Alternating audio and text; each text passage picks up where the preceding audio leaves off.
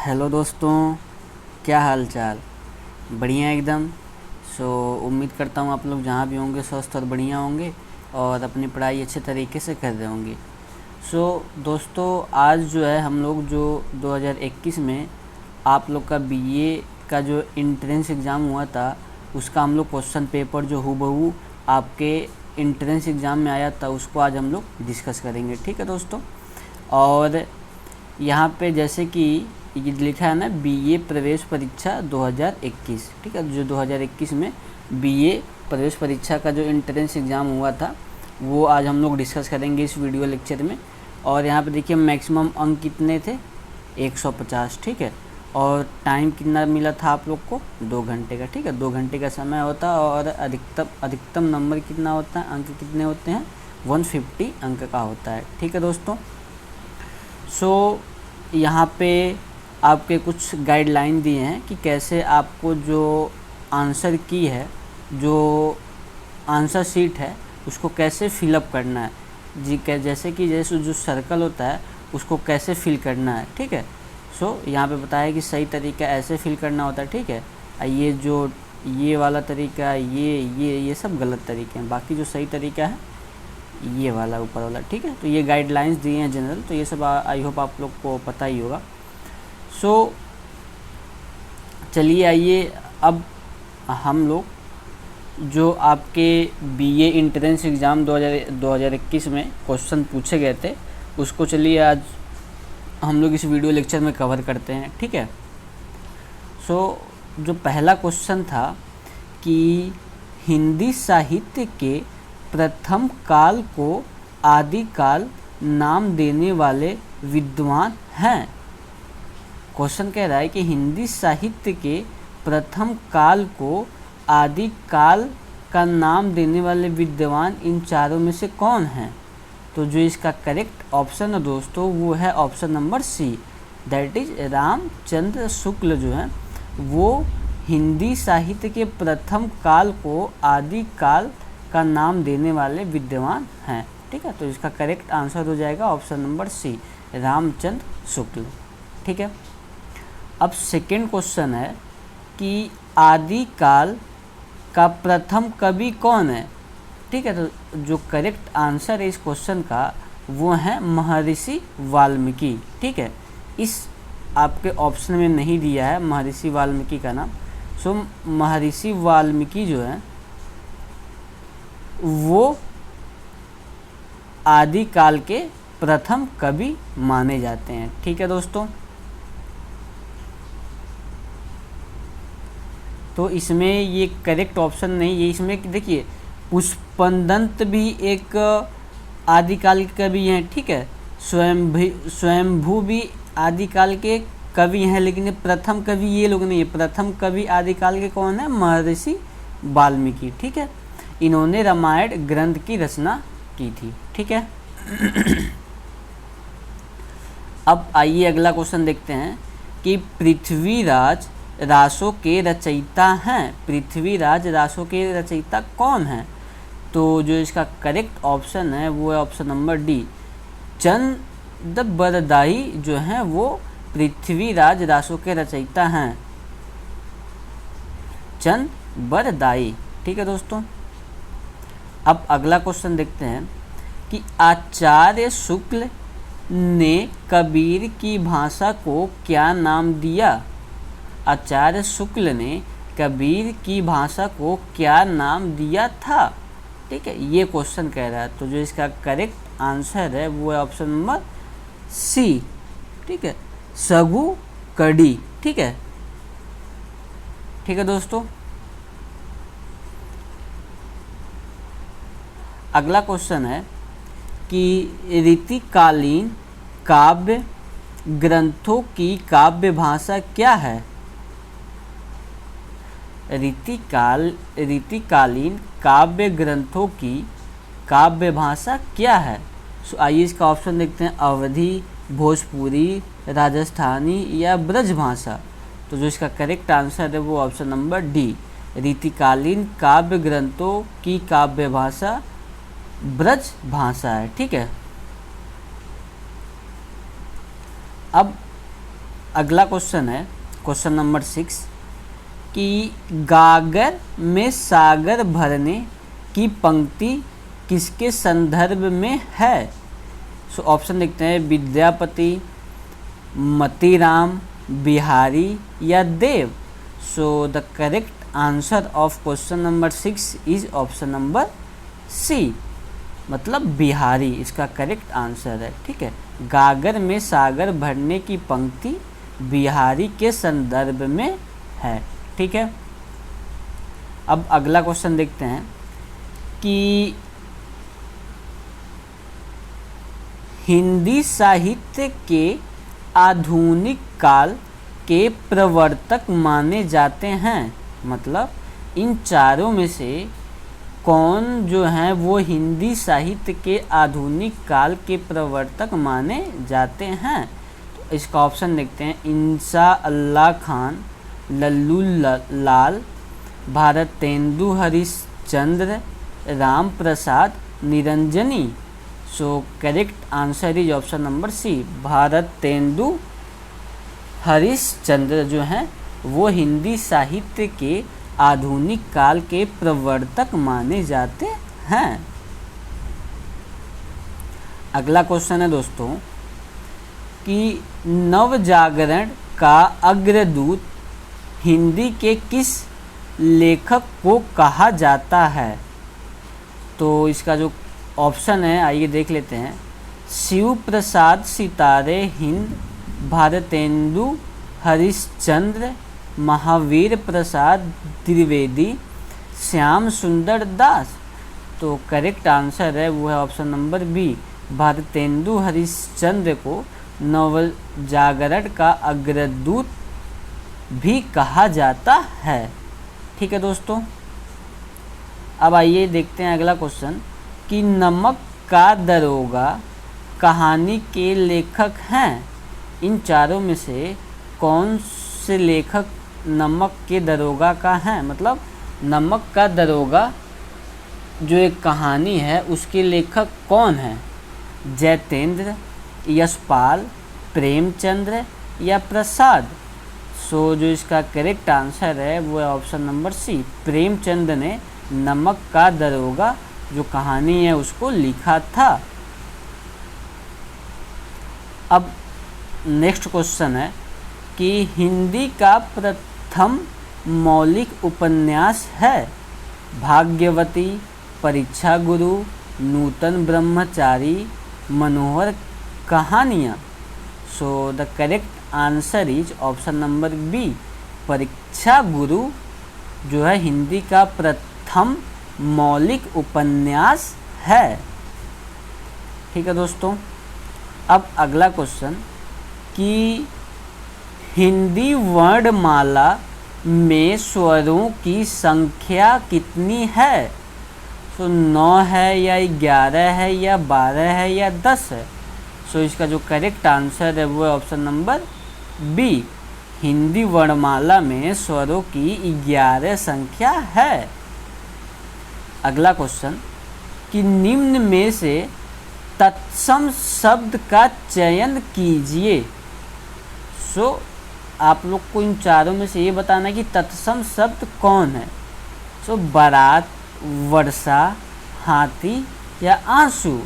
सो correct answer है वर्षा। इन चारों में से वर्षा जो है तत्सम शब्द है। ठीक है, तत्सम शब्द को क्या होता है, तद्भव शब्द क्या होता है, आई होप ये सब आप लोगों ने पढ़ा होगा आपने जब आप लोग तैयारी कर रहे होंगे बीए का। ठीक है, आइए अगला क्वेश्चन देखते हैं कि महात्मा शब्द का सही विलोम क्या होगा। तो आइए देखते हैं ऑप्शन, दुष्ट, दुर्जन, दुरात्मा या पापी। So correct answer is option number C, दुरात्मा। महात्मा शब्द का सही विलोम क्या है, दुरात्मा। ठीक है, अब अगला क्वेश्चन है संधि विच्छेद से आपका कि जगदीश शब्द का सही संधि विच्छेद क्या होगा। जगत प्लस ईश, जगत प्लस ईश या जगद प्लस ईस या जगद प्लस ईस, ठीक है। सो जो इसका करेक्ट आंसर है वो है ऑप्शन नंबर ए, जगत प्लस ईस, आधा तो वाला जो है पहला ऑप्शन वो सही है, ठीक है। अगला क्वेश्चन कि यथाविधि में कौन सा समास है। अब समास से क्वेश्चन पूछा है कि यथाविधि में कौन सा समास है, तत्पुरुष, अव्ययी भाव, कर्मधारय या द्वंद्व समास। So correct answer is option number B, यथाविधि में अव्ययी भाव समास है, ठीक है दोस्तों। अब अगला क्वेश्चन है कि घी के दिए जलाना मुहावरा का सही अर्थ क्या होगा। दीपावली मनाना, खुशी मनाना, रईसी प्रकट करना, अपने को विशिष्ट समझाना, ठीक है। तो जो इसका करेक्ट आंसर है वो है ऑप्शन नंबर बी, खुशी मनाना, मतलब घी के दिए जलाने का मुहावरा है खुशी मनाना। अगला क्वेश्चन कि राम शब्द के षष्ठी एक वचन का रूप है। रामो, रामस्य, रामे, रामेषु। So correct answer is option number B, रामस्य, ठीक है दोस्तों। अगला क्वेश्चन कि राष्ट्रीय कवि की उपाधि किसे दी गई है। मैथिली शरण गुप्त, बालकृष्ण शर्मा नवीन, भारतेंदु, श्रीधर पाठक। तो जो इसका करेक्ट आंसर है वो ऑप्शन नंबर ए, मैथिली शरण गुप्त को राष्ट्र कवि की उपाधि दी गई है। अगला क्वेश्चन कि भयानक रस का अस्थाई भाव क्या है। तो आइए देखते हैं ऑप्शन, शांत, अद्भुत, वात्सल्य या भय। तो जो करेक्ट आंसर है वो ऑप्शन नंबर डी, भय। अगला क्वेश्चन कि फोर्ट विलियम कॉलेज की स्थापना कब हुई थी। सन 1800 ईस्वी में, या सन 1855 ईस्वी में, या सन 1857 ईस्वी में, या सन 100 ईस्वी में। तो जो इसका करेक्ट आंसर है वो है ऑप्शन नंबर ए, सन 1800 ईस्वी में फोर्ट विलियम कॉलेज की स्थापना की गई थी, ठीक है दोस्तों। तो यहाँ पे आपके जो हिंदी साहित्य से क्वेश्चन थे वो ख़त्म हो गए। मतलब टोटल कितने क्वेश्चन थे, 20 क्वेश्चन थे, ठीक है, हिंदी साहित्य से। तो उसको हम लोगों ने एनालिसिस कर लिया। अब आइए देखते हैं अगला क्वेश्चन कि क्वेश्चन नंबर 21 क्या कह रहा है, ठीक है।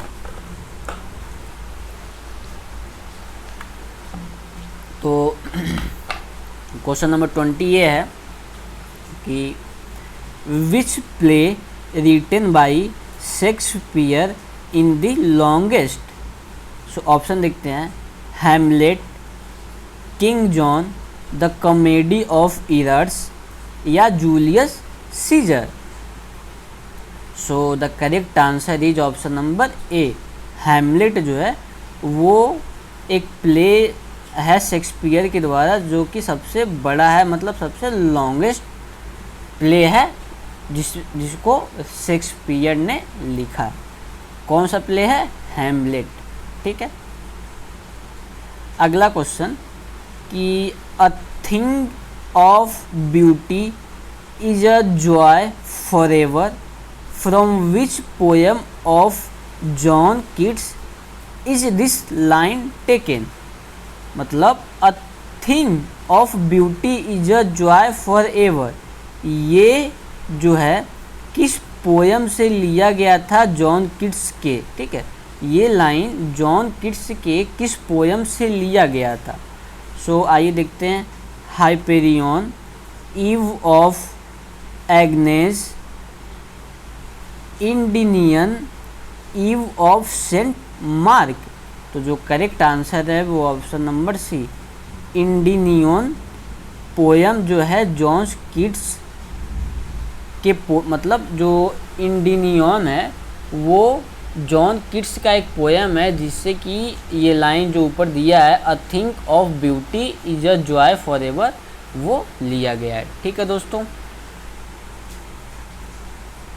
अगला क्वेश्चन कि Oliver Twist has been written by D.H.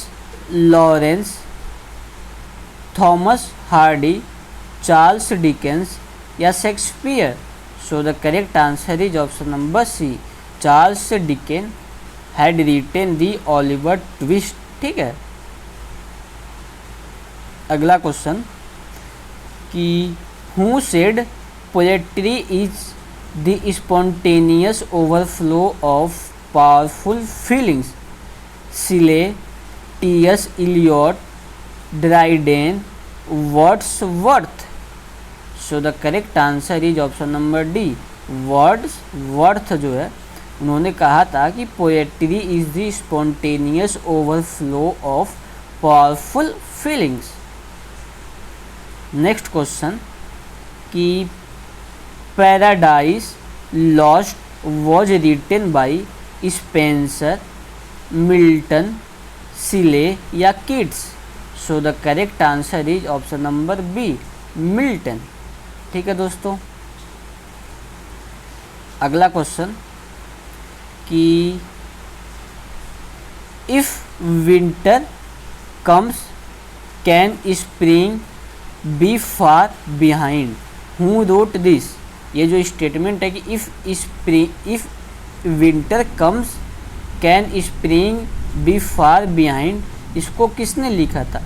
Option देखते हैं, टेनिसन, पोप, वर्ड्सवर्थ या सिले।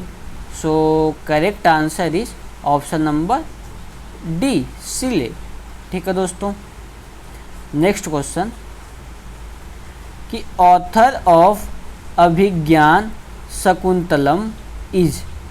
अभिज्ञान शकुंतलम के ऑथर कौन है। कालिदास, मोहन राकेश, R.K. नारायण या Tulsidas. So the correct answer is option number A, Kalidas.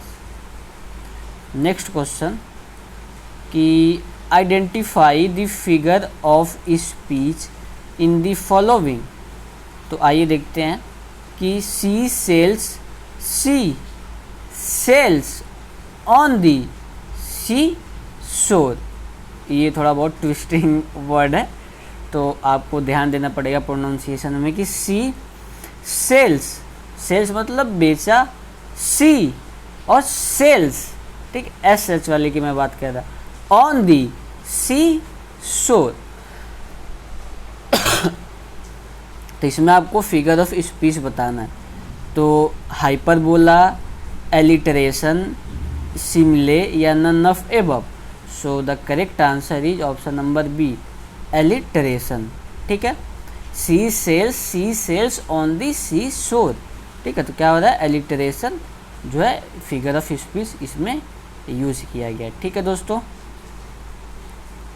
Next question कि a poem of mourning is called sonnet, lyric, elegy, epic.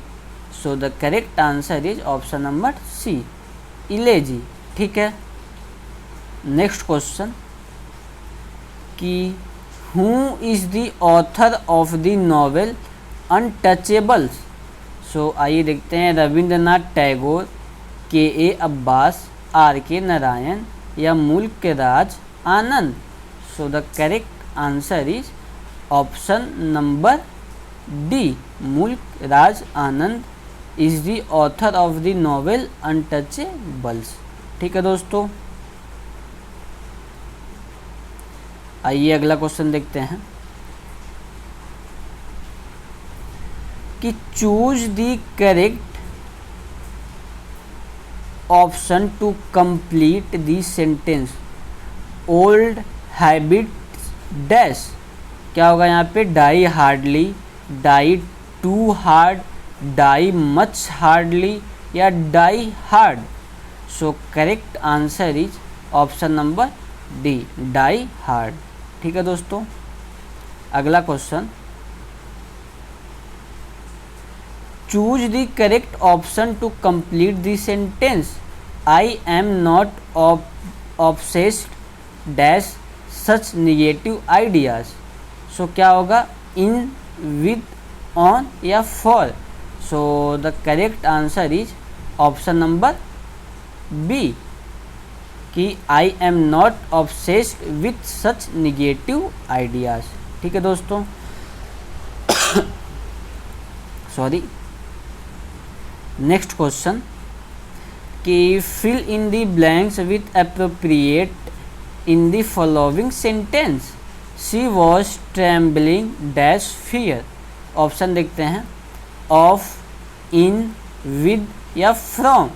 So the correct answer is with, that is she was trembling with fear. ठीक है दोस्तों, अगला question, he identify which part of speech is undelivered in the following sentence. The grass is always greener on the other side. So आइए देखते हैं option, noun, verb, adjective या adverb. So the correct answer is option number C, adjective. So greener is an adjective. ठीक है दोस्तों, next question कि choose the correct spelling. इटिक्वेट, इटिक्वेट, इटिक्वेट, इटिक्वेट मतलब pronunciation सबका सेम होगा। अब आइए स्पेलिंग कौन सा करेक्ट होगा इसमें, तो ऑप्शन नंबर बी मतलब ETIQUETTE, ये इटिक्वेट का करेक्ट स्पेलिंग है। ठीक है दोस्तों, अब अगला क्वेश्चन है दोस्तों कि choose the word nearest to the correct meaning of the given word. ठीक है, फिएस्को का नियरेस्ट करेक्ट मीनिंग क्या होगा, फेस्टिवल, एम्बिगुअस, वंडरफुल या failure. So the correct answer is failure. ठीक है दोस्तों, अगला क्वेश्चन कि fill in the blanks with correct option. I was offered a dash of cake, piece, pace, piece या piece. Pronunciation सबका तो अप्रॉक्स सेम ही हो रहा है, स्पेलिंग का डिफरेंस है। तो करेक्ट आंसर है इसका option number C, piece, PIECE। ठीक है, नेक्स्ट क्वेश्चन की correct meaning of modus operandi is. तो देखते हैं option, thread of operation, method of operation, method of attack या none of above. So the correct answer is option number B, method of operation. ठीक है दोस्तों, अब आइए अगला क्वेश्चन देखते हैं कि to have cold feet means to feel very cold, to pay much attention to pour water on something या to be fearful. So the correct answer is option number D. ठीक है, अगला क्वेश्चन देखते हैं कि complete the idiom by choosing correct option. So the ball is now in your. Option देखते हैं, field, court, land या house. So the correct answer is option number B. ठीक है दोस्तों, कि the ball is now in your court. ठीक है, सो I hope कि ये चीज़ें यहाँ तक समझ में आई होंगी। हम लोगों ने क्या क्या डिस्कस कर लिया, हिंदी साहित्य से जितने भी क्वेश्चन आपके 2021 के एंट्रेंस एग्ज़ाम में पूछे गए थे, ठीक है, BA के एंट्रेंस एग्ज़ाम में, और बाकी इंग्लिश से भी जितने क्वेश्चन पूछे गए थे उसको डिस्कस कर लिया। अब आगे हम लोग डिस्कस करेंगे मिक्स क्वेश्चन की, जैसे हिस्ट्री से क्वेश्चन आते हैं। ठीक है, मतलब जो अगला पार्ट रहेगा 41 से, उसको हम लोग अगले वीडियो लेक्चर में कवर करेंगे। सो आज के लिए बस इतना ही।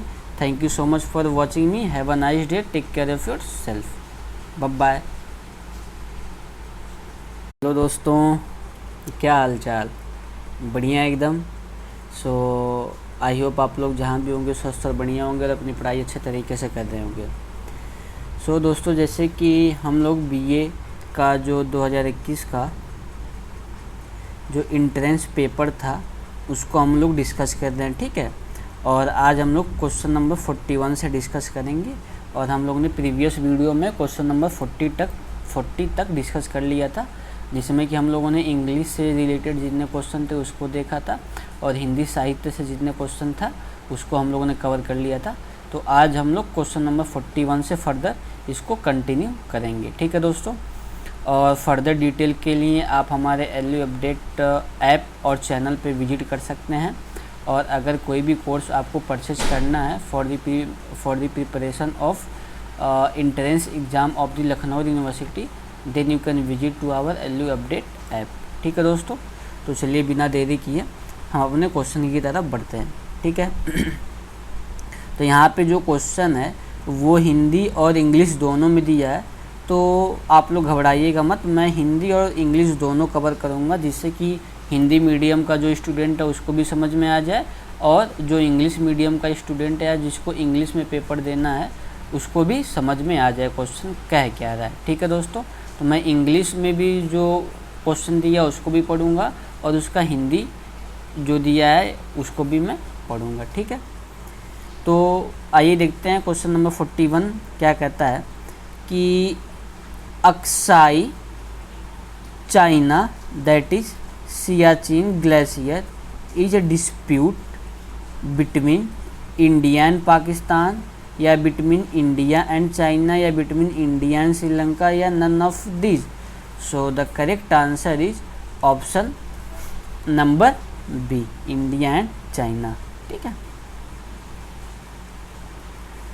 नेक्स्ट क्वेश्चन इज दैट कि which cloud is it raining heavily, मतलब कि घनघोर वर्षा होती है किस बादल से, ठीक है। तो आइए ऑप्शन देखते हैं, cirrus cloud, cumulus cloud, stratus cloud, या नन ऑफ दिस। अब हिंदी में देख लेते हैं, पच्छाम बादल, कपासी बादल, अस्थरी बादल, या इसमें से कोई नहीं। तो जो करेक्ट आंसर है वो है आपका option number B, cumulus cloud, that is कपासी क्लाउड जो है वो घनघोर वर्षा इस बादल से होती है, ठीक है। किस बादल से? कपास बादल से, दैट इज कुमुलस क्लाउड से हेविली रेनिंग होता है, ठीक है दोस्तों। अगला क्वेश्चन है कि पैंगोंग लेक कहाँ पर स्थित है, मतलब पैंगोंग झील कहाँ पर है, ठीक है। तो आइए ऑप्शन देखते हैं, मणिपुर, लद्दाख, जम्मू एंड कश्मीर, या नन ऑफ दिस। तो जो इसका करेक्ट आंसर है वो ऑप्शन नंबर बी, लद्दाख, ठीक है दोस्तों। अगला क्वेश्चन है कि दार्जिलिंग टी एरिया इज, मतलब दार्जिलिंग चाय का क्षेत्र क्या है, waste Bengal that is Paschim Bangal में, या असम में, या सिक्किम, या Nepal. So the correct answer is option number A, West Bengal that is Paschim Bangal में, ठीक है दोस्तों। मतलब दार्जिलिंग टी एरिया कहाँ पर है, कहाँ कौन सा एरिया है और किस जगह पे है, वेस्ट बंगाल में, ठीक है। अगला क्वेश्चन है कि there are states producing spices in India, मतलब भारत में मसालों के उत्पादक राज्य कौन हैं। आइए ऑप्शन देखते हैं, केरल, तमिलनाडु, कर्नाटका, या ऑप्शन बी महाराष्ट्र, तेलंगाना, आंध्र प्रदेश, या ऑप्शन सी गोवा, कर्नाटका, आंध्र प्रदेश, या D Maharashtra, Goa, Karnataka. So the correct answer is option number A, Kerala, Tamil Nadu and Karnataka, ठीक है दोस्तों। अगला क्वेश्चन है कि which state has the longest length of the Brahmaputra river. तो ये मैंने जब जीके का क्वेश्चन डिस्कस कर रहा था आप लोगों से, तो ये मैं डिस्कस किया था ये क्वेश्चन, ठीक है। तो आइए इसका हिंदी देख लेते हैं कि ब्रह्मपुत्र नदी की लंबाई सबसे अधिक किस राज्य में है। ऑप्शन देखते हैं, असम, अरुणाचल, मेघालय, या waste Bengal? So the correct answer is option number A, Assam. ठीक है। अगला क्वेश्चन कि Tauktae cyclone area an affected state, ठीक है, Tauktae cyclone are an area affected state, मतलब तौकते चक्रवात में प्रभावित राज्य कौन है? वेस्ट बंगाल, उड़ीसा, तमिलनाडु, गोवा या none of these? So the correct answer is option number C, Goa. अगला क्वेश्चन कि gold producing state in India, that is सोना का उत्पादन राज्य है, मतलब सोना का उत्पादन किस राज्य में होता है ज़्यादा? तो ऑप्शन देखते हैं, मध्य प्रदेश, महाराष्ट्र, कर्नाटका या Andhra Pradesh? So the correct answer is option number C, Karnataka is the gold producing states. ठीक है। नेक्स्ट क्वेश्चन कि which state has Mahanadi as the main river? Mahanadi मुख्य रूप से किस राज्य में है? ऑप्शन देखते हैं, उड़ीसा, छत्तीसगढ़, झारखंड या waste Bengal? So the correct answer is option number A, Orissa. अगला क्वेश्चन कि Sahyadri mountain range is, Hindi Sahyadri पर्वतमाला है, Western Ghats, Eastern Ghats, Himalaya mountains या none of these? So the correct answer is option number A. ठीक है दोस्तों। अगला क्वेश्चन कि in which state is the plateau of Ranchi located? Ranchi का पठार किस राज्य में स्थित है? बिहार, झारखंड, छत्तीसगढ़ या none of these? So the correct answer is option number C कि छत्तीसगढ़ में प्लेट्यू ऑफ रांची स्थित है या लोकेटेड है। अगला क्वेश्चन है कि the state is the largest producer of sugarcane in India? इन चारों में से कौन सा राज्य जो है गन्ने का सबसे बड़ा उत्पादक है? ठीक है, उत्तर प्रदेश, बिहार, पंजाब या Haryana? So the correct answer is option number A, Uttar Pradesh. ठीक है दोस्तों, जैसा कि मैंने बताया था कि उत्तर प्रदेश से रिलेटेड जो है क्वेश्चन पूछे जाते हैं मैक्सिमम। तो देखिए यहाँ पे एक क्वेश्चन आ गए उत्तर प्रदेश से रिलेटेड। ठीक है, तो उत्तर प्रदेश से रिलेटेड जितने भी इम्पोर्टेंट क्वेश्चन बन सकते हैं उसको आप लोग ध्यान में रखिएगा। ठीक है, चलिए अगले क्वेश्चन की तरफ बढ़ते हैं कि in which state of India sandalwood forest is found? मतलब चंदन वन भारत के किस राज्य में पाया जाता है? चंदन वन मतलब जहाँ पे चंदन की किस जंगल में चंदन की लकड़ी पाई जाती है। ठीक है, कि किस वन में ज़्यादातर चंदन की लकड़ी पाई जाती है, इसलिए उसको चंदन वन भी कहा जाता है। तो वो चंदन वन भारत के किस राज्य में पाया जाता है, ये क्वेश्चन पूछ रहा है। तो ऑप्शन देखते हैं, Karnataka, Goa, Maharashtra, Gujarat? So the correct answer is option number A, Karnataka. Next question कि the state is the largest producer of iron ore? लौह अयस्क का सबसे अधिक उत्पादक राज्य कौन है?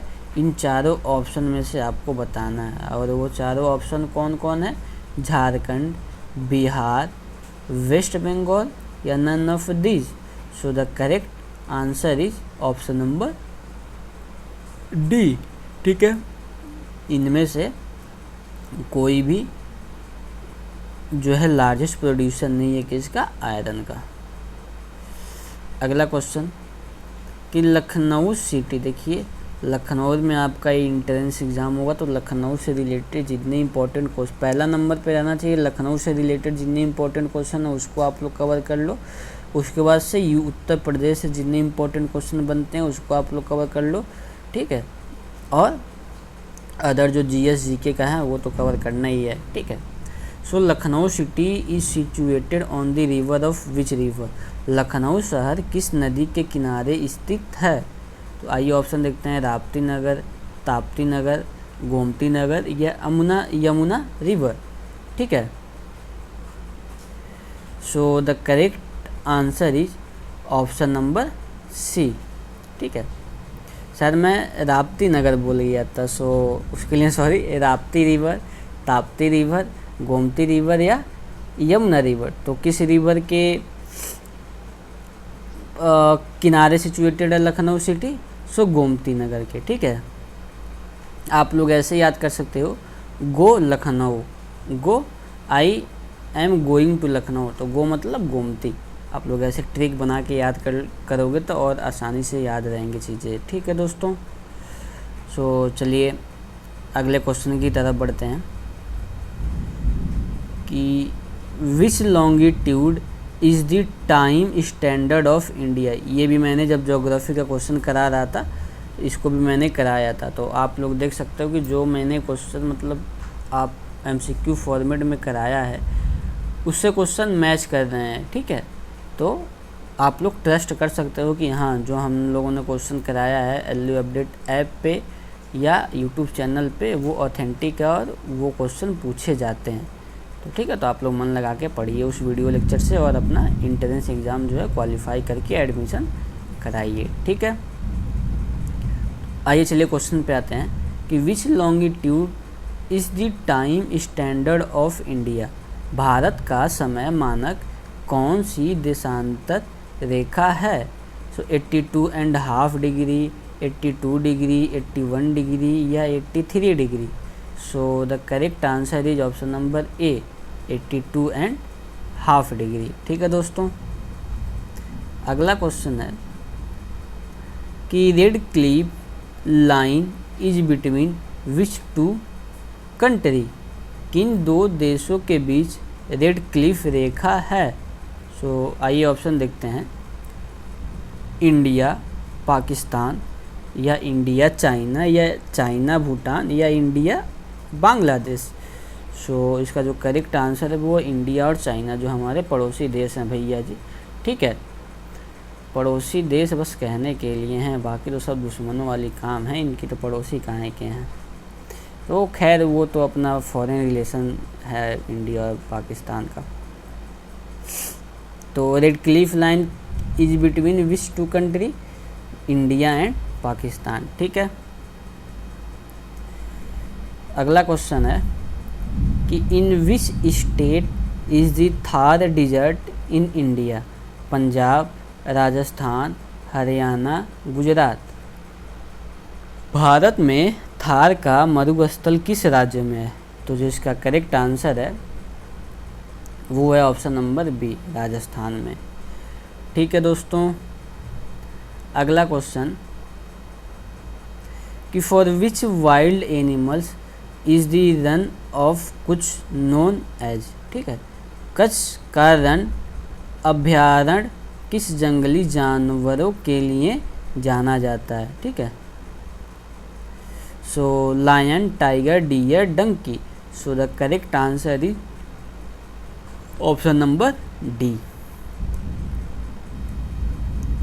अगला क्वेश्चन कि which gas is found in the largest amount in the atmosphere, वायुमंडल में सबसे अधिक किस गैस की मात्रा पाई जाती है। Nitrogen, oxygen, carbon, ozone. So the correct answer is option number A, nitrogen. ये भी क्वेश्चन मैंने आप लोग को कराया था जब मैं ज्योग्राफी का क्वेश्चन डिस्कस कर रहा था आप लोग के साथ में, ठीक है। तो अगर आप लोग ध्यान से पढ़े होंगे तो आप लोग को पता होगा। अगला क्वेश्चन कि विच वन इज इनकरेक्ट, इनमें से कौन असत्य है। फिजिकल कैपिटल इज टेंजिबल, मतलब भौतिक पूंजी मूर्त है। Option B, human capital is intangible, मतलब मानव पूंजी अमूर्त है। Human capital create both private and social benefit, मतलब मानव पूंजी निजी व सामाजिक लाभ दोनों उत्पन्न करता है। या option D, value of physical capital can be measured through HDI index, मतलब भौतिक पूंजी के मूल्य को HDI सूचकांक से मापा जा सकता है। सो कौन सा ऑप्शन करेक्ट है? तो जो इसका करेक्ट आंसर है वो है ऑप्शन नंबर डी। ठीक है, मतलब कि value of physical capital can be measured through HDI index. ठीक है, अगला क्वेश्चन कि इन 2018 which country invested highest share of its GDP into the infrastructure. वर्ष 2018 में कौन से देश ने GDP का सबसे ज़्यादा हिस्सा आधारभूत संरचना में निवेश किया? ऑप्शन देखते हैं, India, China, Singapore, Hong Kong. So the correct answer is option number B, China. अगला क्वेश्चन कि according to Tendulkar committee poverty ratio in India in 2011 and 12 is, मतलब तेंदुलकर समिति के अनुसार 2011-12 में भारत में गरीबी दर कितनी थी? 25.1%, 32%, 21.9% या 20%? So the correct answer is option number C. ठीक है,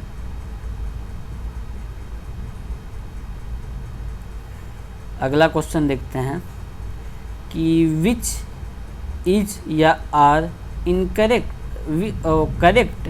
ठीक है, इनमें से कौन सा करेक्ट है? In 2017-18 44.6% of total workforce employed in the primary sector. वर्ष 2017-18 में कुल कार्यबल का 44.6% भाग प्राथमिक क्षेत्र में लगाया हुआ था। ऑप्शन बी है, in last 4 decades people have moved from self employment and regular salaried employment to casual wage work. पिछले 4 दशकों में लोग स्वरोजगार एवं नियमित वेतन भोगी रोजगार से आकस्मिक वेतन कार्य की तरफ बढ़े। या option C, Mahatma Gandhi National Rural Employment Guarantee Act passed in 2005। या option D, informal sector include millions of farmers owners of small enterprises non farm casual wage labourers. So जो इसका करेक्ट आंसर है वो है ऑप्शन नंबर डी, मतलब कि चारों statement सही है। ठीक है दोस्तों, अब अगला क्वेश्चन है कि which of these institution is not directly involved in the credit supply problem solution of Indian rural economy. इनमें से कौन सी संस्था भारतीय ग्रामीण अर्थव्यवस्था के साख आपूर्ति समस्या समाधान में सीधे तौर पर नहीं लगी है? Micro finance, self help group, regional rural bank, reserve bank of India. So the correct answer is option number D. ठीक है दोस्तों, अगला क्वेश्चन कि according to the expenditure method rise in price of commodity leads to dash in total expenditure in case of less elastic demand.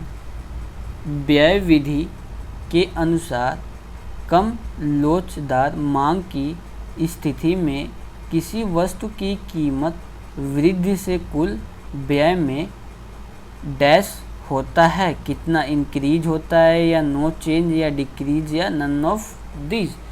सो जो इसका correct answer है वो है ऑप्शन नंबर सी। ठीक है, नेक्स्ट क्वेश्चन कि market demand curve is also called. जो market demand curve को हम लोग क्या बोलते हैं? बाजार मांग वक्र को क्या कहते हैं? MR marginal revenue, AR average revenue, TR total revenue, या price curve. So the correct answer is option number D.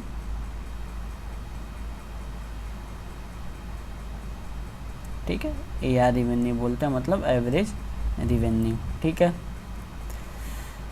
अगला क्वेश्चन है कि which one is not a feature of perfect competition. तो ऑप्शन देखते हैं कि पहले हिंदी देख लेते हैं इसका क्या हुआ। इनमें से पूर्ण प्रतियोगिता की विशेषता नहीं है। ऑप्शन क्या है? The market consist of a large number of buyers and seller. Option B, each firm producer and sell a homogeneous product. या option C, entry into the market as well as evil from market are free for firms. या option D, information is imperfect. So the correct answer is option number D, information is imperfect. ठीक है दोस्तों, ये जो है perfect competition का feature नहीं है। ठीक है, सो आई होप कि यहाँ तक आप लोग को सारी चीज़ें समझ में आई होंगी। अगले वीडियो लेक्चर से हम लोग क्वेश्चन फ्रॉम 69 से फर्दर प्रोसीड करेंगे। सो आज के लिए बस इतना ही। Thank you so much for watching me, have a nice day. और हाँ, एलयू अपडेट ऐप पे जाना ना भूलें, वहाँ पे सारी चीज़ें आप लोग को डे टू डे अपडेट कर दी जाएगी कि कैसे तैयारी करना है, कैसे क्या करना है। ठीक है, और एटलीस्ट अभी तक आपने कुछ नहीं पढ़ा है तो एटलीस्ट बूस्टर सीरीज़ आप लोग पढ़ लो, काफ़ी बेनिफिशियल होगा। सो थैंक यू सो मच। मिलते हैं नेक्स्ट वीडियो में for discussing the question from the 69। ठीक है, so thank you all of you. Hello दोस्तों, क्या हाल चाल? बढ़िया एकदम। सो आई होप आप लोग जहाँ भी होंगे स्वस्थ और मस्त होंगे और अपनी पढ़ाई अच्छे तरीके से कर रहे होंगे। सो दोस्तों, जैसा कि हम लोग BA का आपका जो 2021 में एंट्रेंस एग्ज़ाम हुआ था उसका हम लोग पेपर डिस्कस करते हैं। ठीक है, जो 2021 में आपके BA के एंट्रेंस एग्ज़ाम में आया था उस पेपर को हम लोग एनालिसिस करते हैं। ठीक है, और हम लोगों ने पिछले वीडियो में क्वेश्चन 69 तक देखा था, आज उसको फर्दर प्रोसीड करेंगे। ठीक है, और जैसे कि आप लोगों ने देखा था कि कैसे जो क्वेश्चन पूछे गए थे वो पार्ट वाइज पूछे गए थे, कि पहले पार्ट में आपके हिंदी साहित्य से क्वेश्चन पूछे गए थे। ठीक है, दूसरे पार्ट में आपके इंग्लिश से क्वेश्चन पूछे गए थे। ठीक है, अब मैं जो डिस्कस करूँगा ये इकोनॉमिक्स से रिलेटेड क्वेश्चन है, तो आप लोग ये भी अनुमान लगा सकते हो कि आपके क्वेश्चन जो है पार्ट वाइज भी पूछे जा रहे हैं। ठीक है, सो चलिए हम लोग स्टार्ट करते हैं क्वेश्चन नंबर 17 से। ठीक है, सो वीडियो में आगे बढ़ने से पहले मैं आप लोग को बता दूं कि अगर आप लोग BA LLB या किसी भी कोर्स की तैयारी कर रहे हैं जो कि आपको अगर लखनऊ यूनिवर्सिटी में उसका एंट्रेंस एग्ज़ाम देना है, तो आप लोग हमारे एलयू अपडेट ऐप पे एक बार विज़िट कर सकते हैं।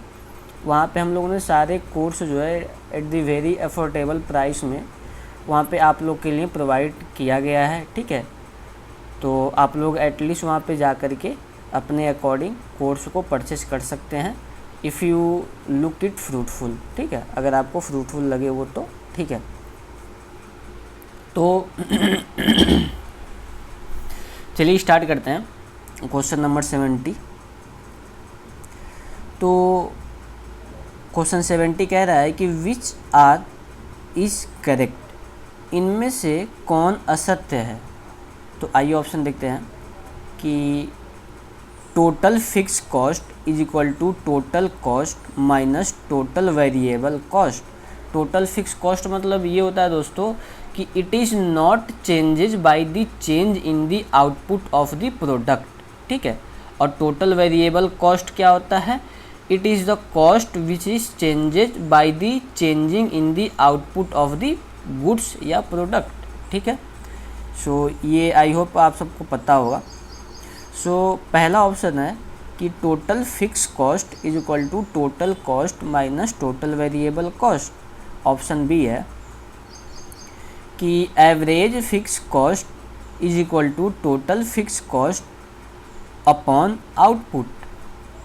ऑप्शन सी है total variable cost is equal to total cost plus total fix cost. Option D है एवरेज कॉस्ट बराबर average fix cost plus average variable cost. तो जो इसका करेक्ट ऑप्शन है वो है ऑप्शन नंबर डी। मतलब इन चारों फार्मूला में से ऑप्शन डी का जो फार्मूला है that is average cost is equal to average fix cost plus average variable cost होता है, ठीक है।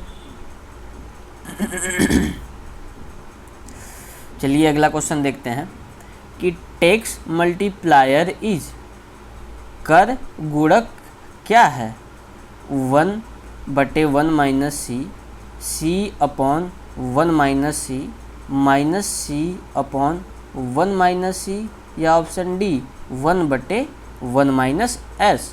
So the correct answer is option number C, ठीक है दोस्तों, -c/1 माइनस सी, ठीक है। अगला क्वेश्चन है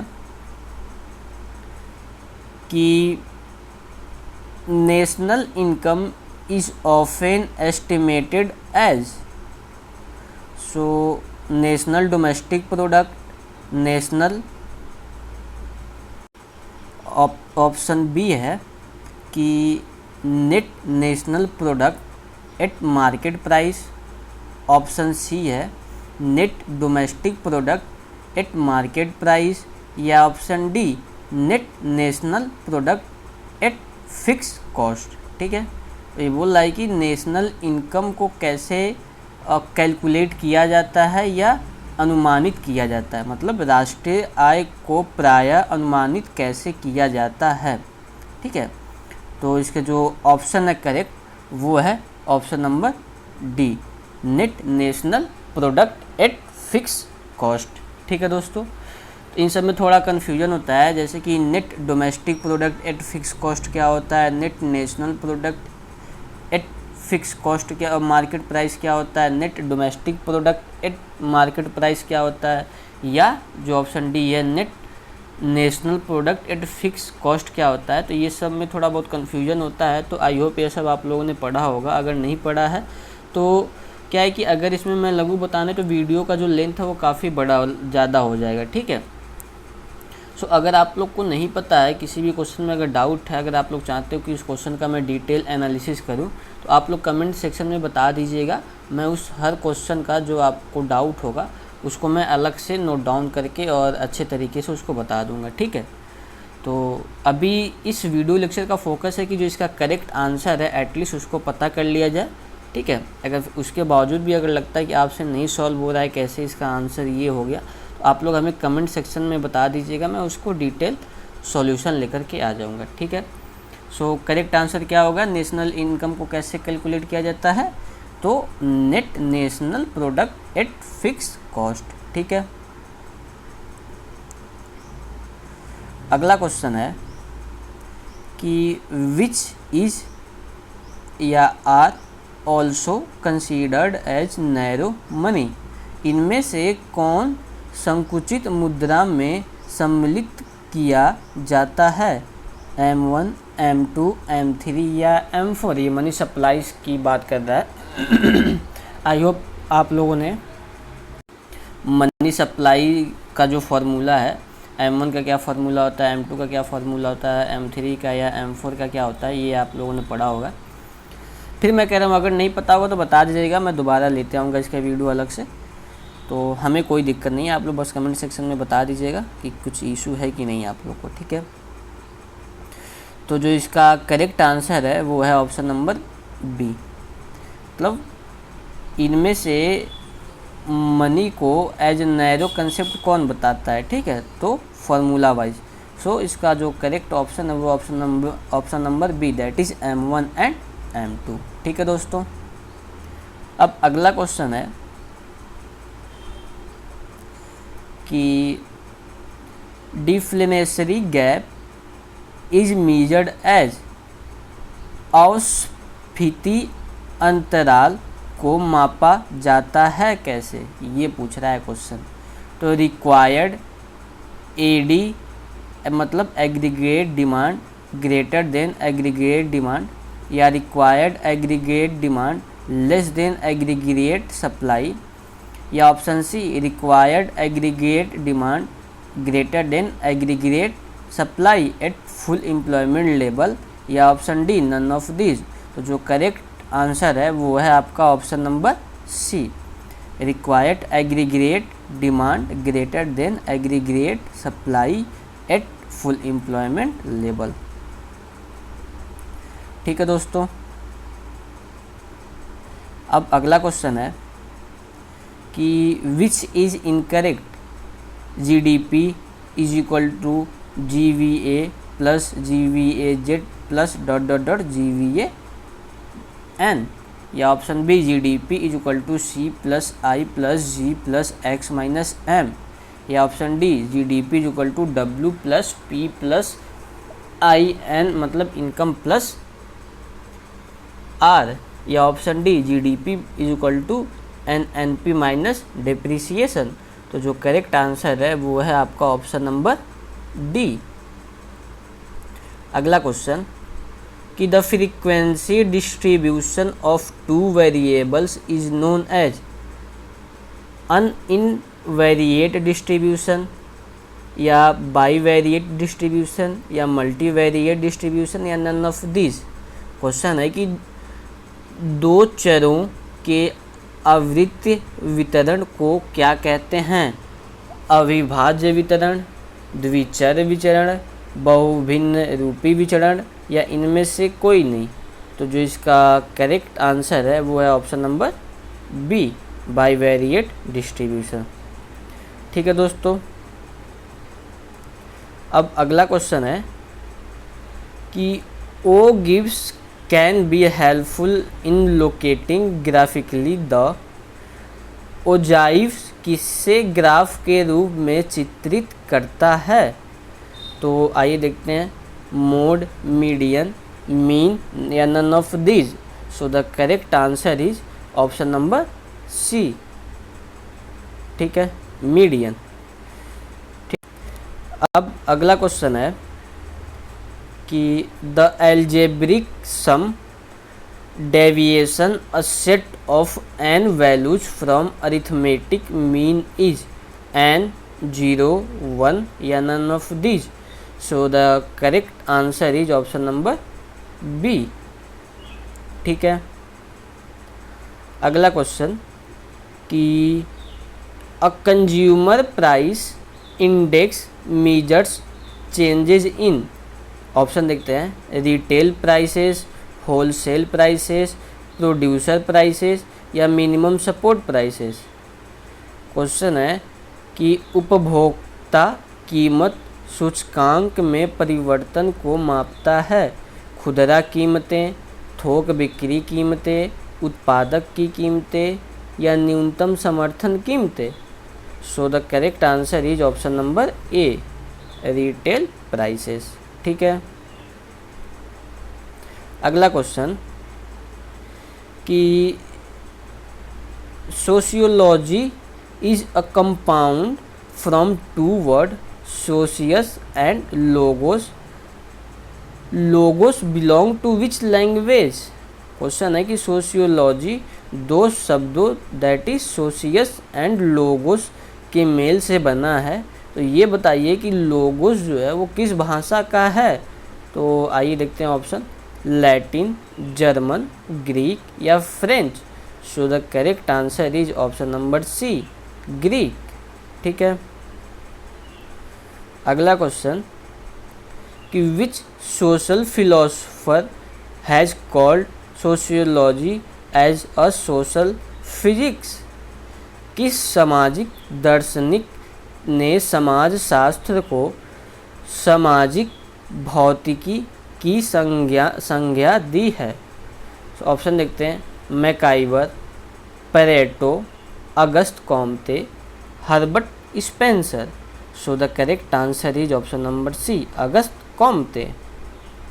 नेक्स्ट क्वेश्चन कि sociology is the science of collective representation, whose statement is this. Question है कि समाज शास्त्र सामूहिक प्रतिनिधित्व का विज्ञान है, यह कथन किसका है। सीमेल, वेबर, गिडिंग्स या Durkheim. So the correct answer is option number D, Durkheim का है। ठीक है। अगला क्वेश्चन कि village, city and nation are the example of which type. गांव, नगर और राष्ट्र किसके उदाहरण है। ऑप्शन देखते हैं, एसोसिएशन, इंस्टीट्यूशन, क्राउड या कम्युनिटी।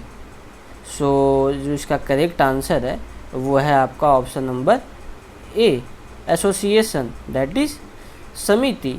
ठीक है। अगला क्वेश्चन कि which among the following is association. निम्नलिखित में से समिति कौन सी है। एग्जामिनेशन, कॉन्स्टिट्यूशन, पॉलिटिकल पार्टीज या public. So the correct answer is political parties. ठीक है। अगला क्वेश्चन कि which sociologist has propounded the concept of Sanskritization in his study. किस समाज शास्त्री ने संस्कृतिकरण नामक अवधारणा को अपने अध्ययन में जन्म दिया। तो आइए ऑप्शन देखते हैं, एस.सी. दुबे, एम.एन. श्रीनिवास, योगेश अटल या B R. Chauhan. So the correct answer is option number B, M N. Srinivas. ठीक है।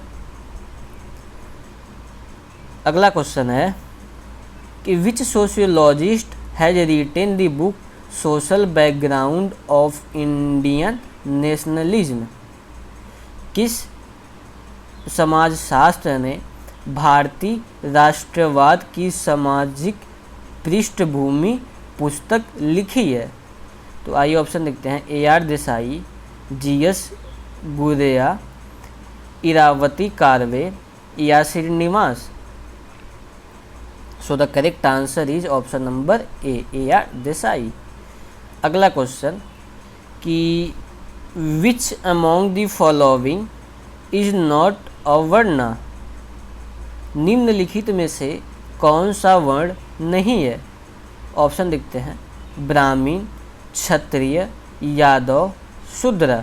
So the correct answer is option number C. अगला क्वेश्चन कि caste is a close class whose statement is this. जाति एक बंद वर्ग है, यह कथन किसका है। A R. Desai, Madan and Majumdar, Hutton या Smith. So the correct answer is option number B, Madan and Majumdar. ठीक है। अगला क्वेश्चन कि which one of the following is the age of Vanaprastha आश्रम।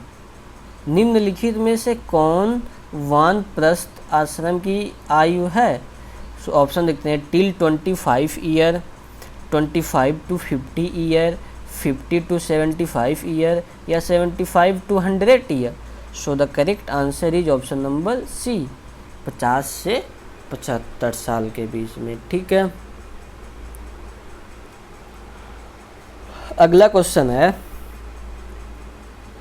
कि हाउ मैनी पुरुषशास्त्र are mentioned in Indian philosophy, भारतीय दर्शन में कितने पुरुषार्थ का उल्लेख है, 4, 5, 6 या 8।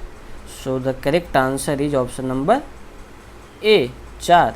ठीक है। अगला क्वेश्चन कि which of the following is a formal agency of social control, निम्नलिखित में से कौन एक सामाजिक नियंत्रण का औपचारिक अभिकरण है, tradition, state, family, custom. So the correct answer is option number B, state. ठीक है। अगला क्वेश्चन है कि who propounded the concept of primary group, किसने प्राथमिक समूह की अवधारणा को प्रतिपादित किया, Cooley, Ginsberg, MacIver, Spencer. So the correct answer is option number A, Cooley. ठीक है। अगला क्वेश्चन कि who has given the concept of non material culture, अभौतिक संस्कृति की अवधारणा किसने दी, मैक्स वेडबर्ड ने, वेडबर्ड लिखा है, मैक्स वेबर होगा। ठीक है, यहाँ पे हिंदी आपका सही दिया है। ठीक है।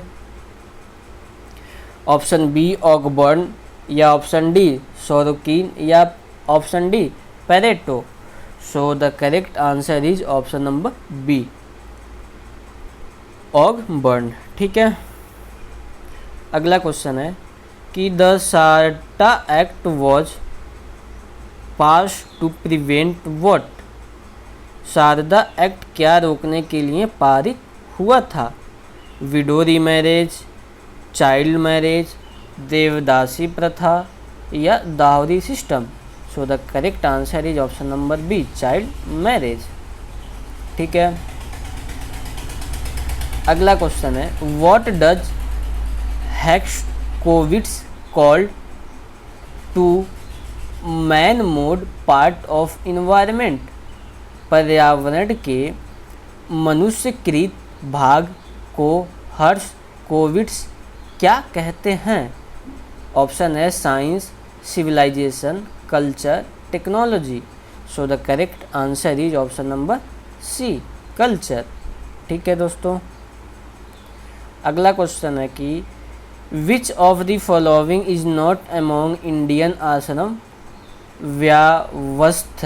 ठीक है, निम्नलिखित में से कौन भारतीय आश्रम व्यवस्था में नहीं है, गुरुकुल आश्रम, संन्यास आश्रम, वनप्रस्थ आश्रम या Grihastha ashram. So the correct answer is option number A, Gurukul ashram. ठीक है।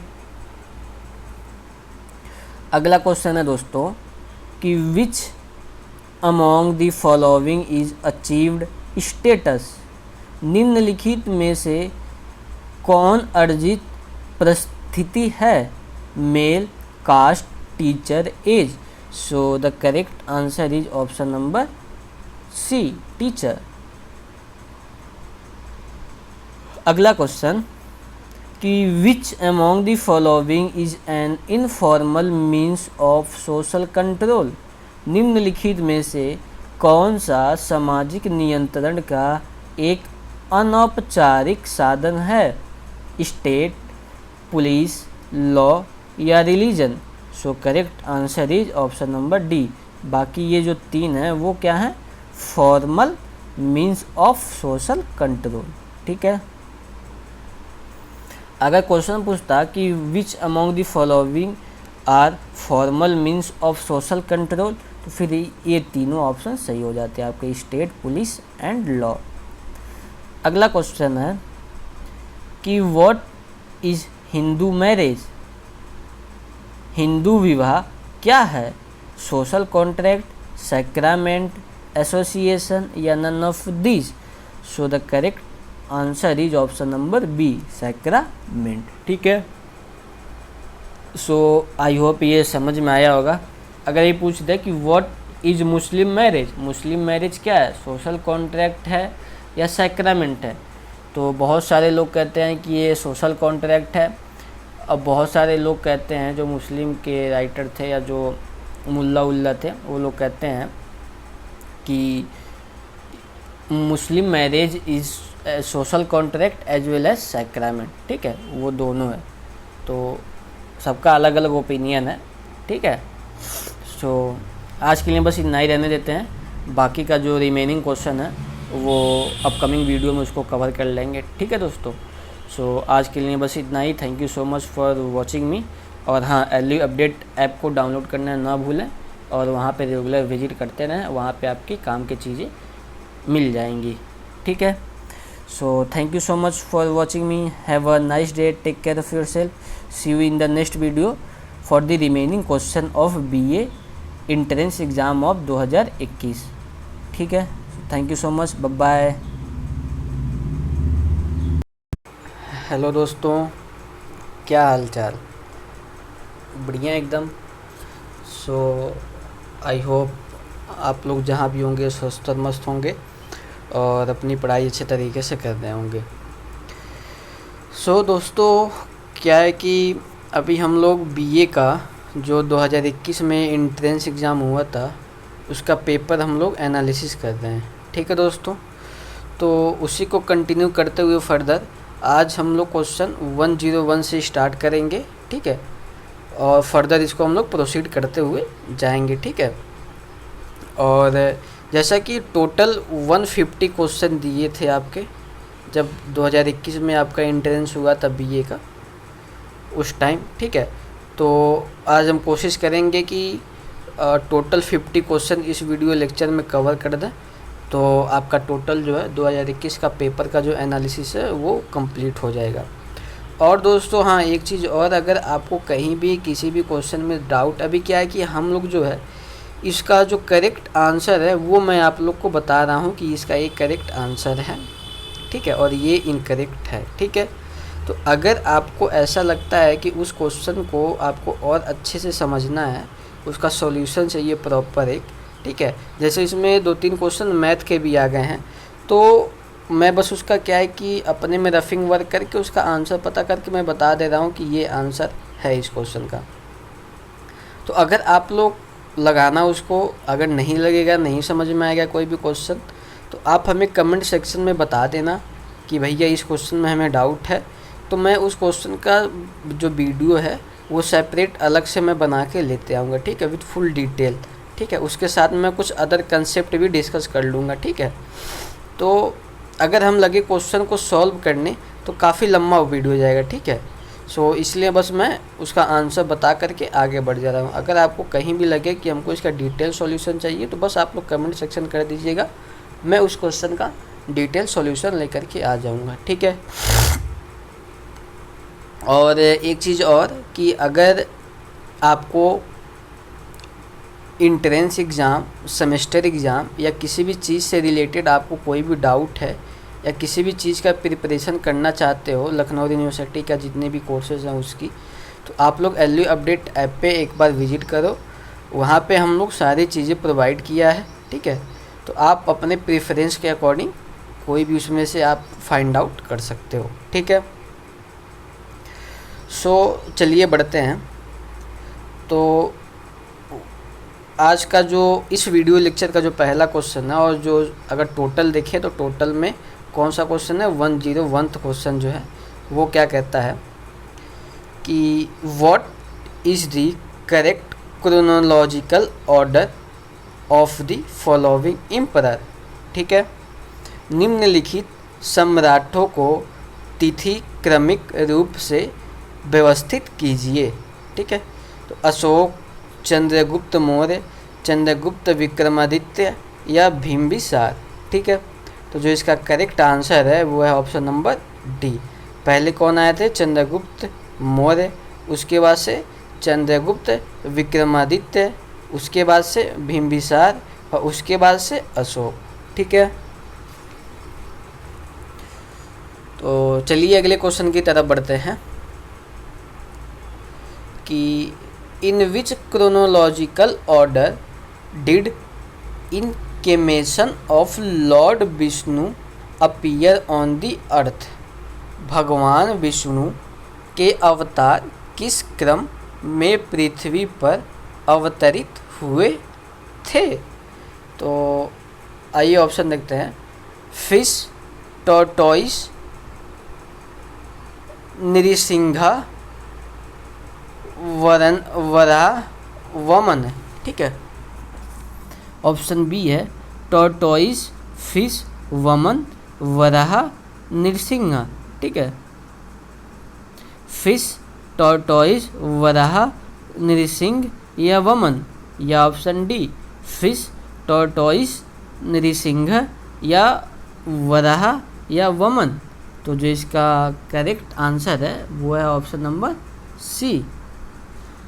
ठीक है, मतलब मत्स्य, कूर्म, वराह, नृसिंह, वामन।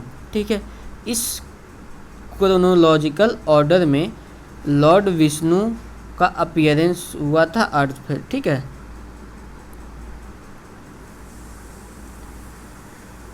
नेक्स्ट क्वेश्चन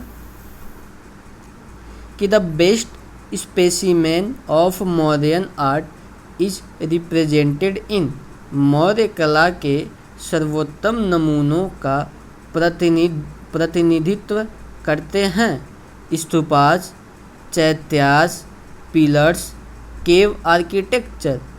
तो इसका जो करेक्ट आंसर है वो है ऑप्शन नंबर सी, पिलर्स। ठीक है, अब आप लोग का अगला क्वेश्चन है कि Mahatma Buddha attained enlightenment at, Mahatma Buddha को कहाँ ज्ञान प्राप्त हुआ? Lumbini, Bodhgaya, Sarnath, Kushinagar. So the correct answer is option number B, Bodhgaya. ठीक है, अगला क्वेश्चन है कि what is correct chronological order of the following dynasties? Mauryas, Nandas, Pratiharas, Guptas, Kushans. निम्नलिखित राजवंशों का सही तिथिक्रम क्या है? तो जो इसका करेक्ट आंसर है वो है आपका ऑप्शन नंबर डी। पहले कौन आए थे? नंदाज आए थे, उसके बाद मौर्याज, उसके बाद कुषाण्स, उसके बाद गुप्ताज एंड लास्ट में प्रतिहारास। ठीक है, चलिए अगला क्वेश्चन देखते हैं कि Vardhaman Mahavir was born at, Vardhaman Mahavir का जन्म कहाँ पर हुआ था? Lumbini, Pava, Kundagram, Rajgriha. So the correct answer is option number C, Kundagram.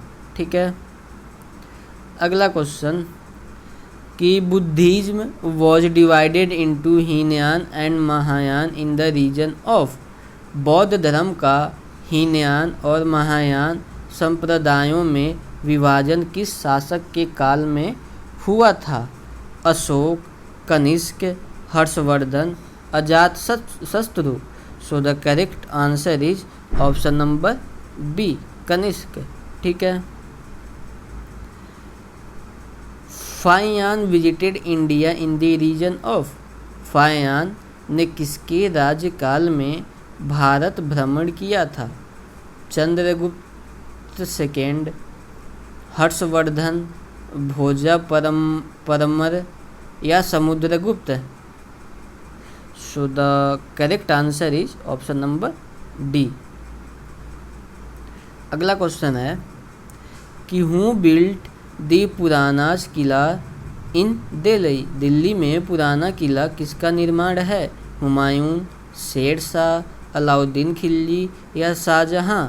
So the correct answer is option number A, Humayun. ठीक है, अगला क्वेश्चन कि in which order did the following succeed each other, choose the correct answer from the codes given below. निम्न वंशों को सही क्रम में व्यवस्थित करते हुए दिए गए कूट संकेतों से सही उत्तर चुनें। तुगलक, खिलजी, स्लेव्स या सैयद या लोधी। ठीक है, तो जो इसका करेक्ट आंसर है वो ऑप्शन नंबर डी। ठीक, ऑप्शन नंबर डी। तो पहला है स्लेव्स, उसके बाद से खिलजी, उसके बाद तुगलक, उसके बाद सैयद एंड लोधी। ठीक है, अगला क्वेश्चन कि whose teaching are compiled in Bijak. Bijak में किसी की शिक्षाएं संग्रहित हैं? मीराबाई, कबीर, तुलसीदास या सूरदास। सो जो इसका करेक्ट आंसर है वो है ऑप्शन नंबर बी, कबीर का। ठीक है, अब आइए अगला क्वेश्चन देखते हैं, मैच द फॉलोइंग से रिलेटेड है कि match the following and select the correct answer from the code given below. निम्न युग्मों को सुमेलित करते हुए कूट संकेतों से सही उत्तर चुनें। अहमदाबाद, गोलकुंडा, विजयपुर, बेरार। ठीक है, सो जो इसका करेक्ट आंसर है वो होगा आपका ऑप्शन नंबर ए। अहमदाबाद किससे मैच करेगा? निजाम शाही से, गोलकुंडा कुतुब शाही से, विजयपुर आदिल शाही से, बेरार इमाद शाही से। ठीक है, अगला क्वेश्चन है दोस्तों कि which one of the following match is incorrect. निम्न में से कौन सा युक्त सुमिलित नहीं है? बैटल ऑफ प्लासी 1757 एडी में हुआ, बैटल ऑफ बक्सर 1764 एडी में, या third battle of Panipat 1763 AD में, या बैटल ऑफ चौसा 1539 एडी में। So the correct answer is option number C. ये जो है करेक्टली मैच नहीं है, बाकी battle of Plassey, battle of Buxar, battle of Chausa जो है वो करेक्टली मैच है। ठीक है, अगला क्वेश्चन कि the Moplah rebellion 1921 took place. Moplah विद्रोह किस क्षेत्र में हुआ था? तेलंगाना, विदर्भ, मालबार या Marathwada. So the correct answer is option number C, Malabar. ठीक है, अगला क्वेश्चन है दोस्तों कि who was the Adil Shahi noble that was deputed to punish Shivaji but was killed instead by the latter. Adil Shahi सामंत जिसे शिवाजी को दंडित करने का काम सौंपा गया था, लेकिन वह स्वयं उनके द्वारा मार डाला गया। तो इसका जो करेक्ट आंसर है वो होगा आपका option number A, Afzal Khan. ठीक है, आइए अगला क्वेश्चन देखते हैं दोस्तों कि who among the following was the founder of Ramakrishna Mission. निम्न में से रामकृष्ण मिशन का संस्थापक कौन था? स्वामी विवेकानंद, स्वामी दयानंद, रामकृष्ण परमहंस, स्वामी श्रद्धानंद। ठीक है, तो जो इसका करेक्ट आंसर है दोस्तों वो है ऑप्शन नंबर ए, स्वामी विवेकानंद। अब अगला क्वेश्चन देखते हैं दोस्तों कि the first women president of Indian national Congress was. भारतीय राष्ट्रीय कांग्रेस की प्रथम महिला अध्यक्ष कौन थी? सरोजिनी नायडू, एनी बेसेंट, सुचेता कृपलानी या नेलिसेन गुप्ता। सो the correct answer is option number ए दोस्तों। ठीक है, अगला क्वेश्चन है दोस्तों कि which of the following match is incorrect. निम्न में से कौन सा युग सुमेलित नहीं है दोस्तों? तो जो ऑप्शन देखते हैं पहले, ब्रह्म समाज, राजा राम मोहन राय, आर्य समाज ये ध्यान में रखिएगा दोस्तों कि आपको इनकरेक्ट पता करना है कि इसमें से इनकरेक्ट कौन मैच नहीं है। आर्य समाज कौन फाउंड किया था? दयानंद सरस्वती। अलीगढ़ मूवमेंट कौन स्टार्ट किया था? सर सैयद अहमद खान। या ऑप्शन डी हिट करनी आरजी भटनागर, ठीक है, आरजी भंडारकर, ठीक है। तो जो इसका करेक्ट ऑप्शन है दोस्तों वो है ऑप्शन नंबर डी, ये इनकरेक्ट मैच है। बाकी अलीगढ़ मूवमेंट सर सैयद अहमद खान ने स्टार्ट किया था। आर्य समाज का फाउंडेशन दयानंद सरस्वती ने किया था। ब्रह्म समाज का दोस्तों किसने किया था इस्टेब्लिश? राजा राम मोहन राय, ठीक है दोस्तों। मैं तो आप लोग से कहूँगा दोस्तों राजा राम मोहन राय, दयानंद सरस्वती के बारे में अच्छे से पढ़ लीजिएगा दोस्तों, इससे क्वेश्चन बन जाते हैं एक दो, ठीक है। अगला क्वेश्चन है दोस्तों कि match the following and select the correct answer from the quotes given below. निम्नलिखित युग्मों को सुमेलित करते हुए निम्न कुटों संकेतों से सही उत्तर चुनें। सेवा समिति, Gokhale, servant of India society Ranade, प्रस्थान समाज, देरोजियो, यंग बंगाल मूवमेंट, एचएन खुंजरू। ये मैच दी फॉलोइंग के बारे में बात कर रहा है। तो जो इसका करेक्ट मैच दी फॉलोइंग होगा दोस्तों वो है आपका ऑप्शन नंबर बी। सेवा समिति किससे मैच है? एचएन खुंजरो से, ठीक है दोस्तों। सर्वेंट्स ऑफ इंडियन सोसाइटी किससे मैच होगा दोस्तों? गोखले से। प्रार्थना समाज किससे मैच होगा दोस्तों? रनाडे से। और यंग बंगाल मूवमेंट किससे मैच आउट होगा दोस्तों? डेरोजियो से, ठीक है दोस्तों। अब आइए अगला क्वेश्चन देखते हैं कि match list 1 with list 2 and select the correct answer from the code in the given below. सूची 1 एवं सूची 2 को सुमेलित करते हुए नीचे दिए गए कुछ संकेतों से सही उत्तर का चयन कीजिए। रानी लक्ष्मीबाई, तात्या टोपे, नाना साहेब, बहादुर शाह, ठीक है दोस्तों। जो इसका करेक्ट आंसर है दोस्तों वो है आपका ऑप्शन नंबर सी।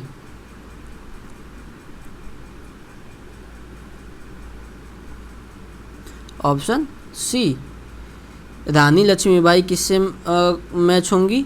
ये किल्ड इन अ बैटल, वो मारी गई थी बैटल में, ठीक। Tatya Tope captured and executed sorry.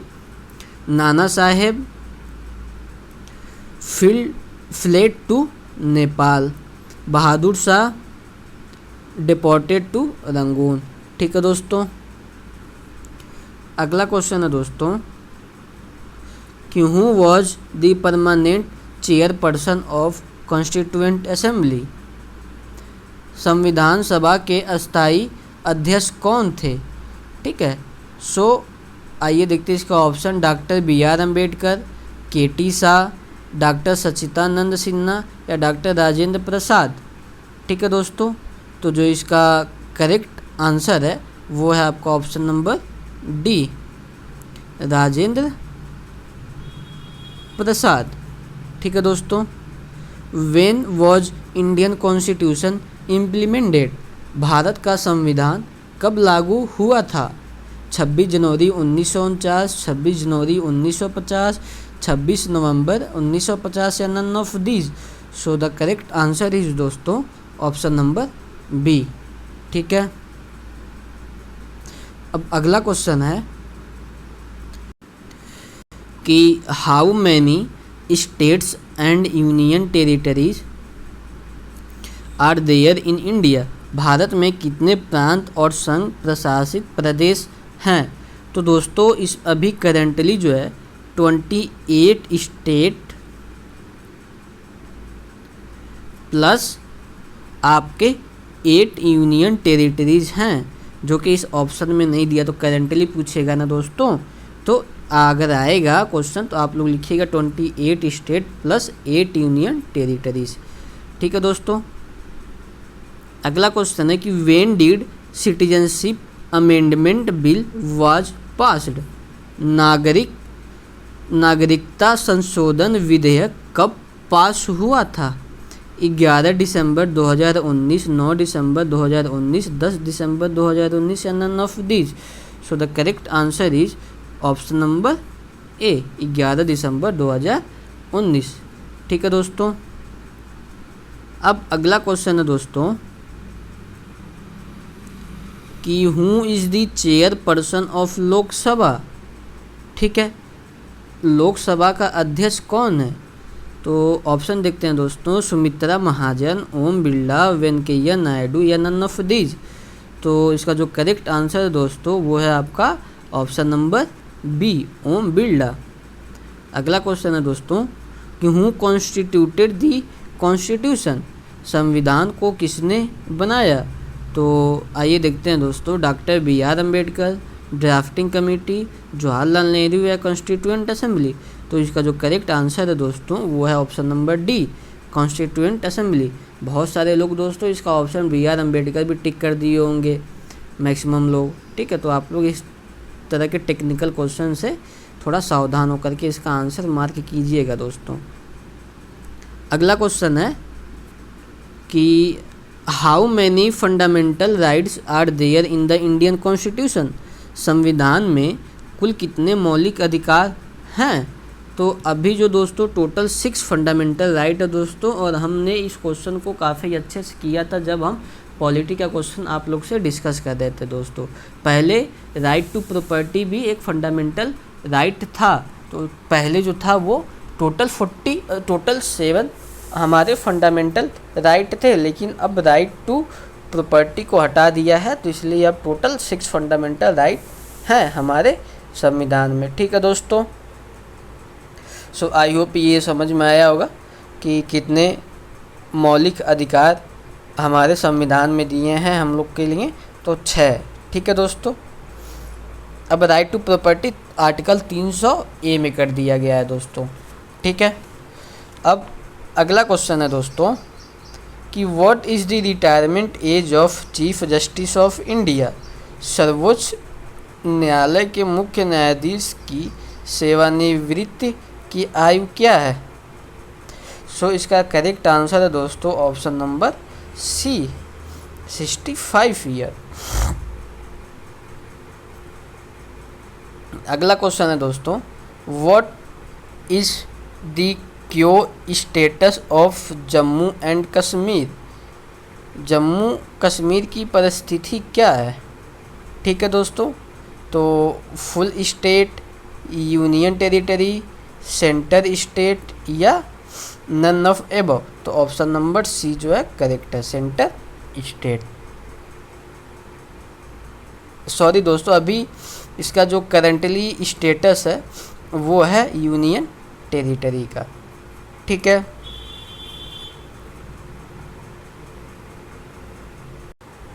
सो दोस्तों आज के लिए बस इतना ही रहने देते हैं, और अगले वीडियो में मिलेंगे इसी को फर्दर कंटिन्यू करते हुए। और अगले वीडियो में ये आपका जो पेपर एनालिसिस का जो सीरीज़ चल रहा है वो कंप्लीट हो जाएगा। ठीक है दोस्तों।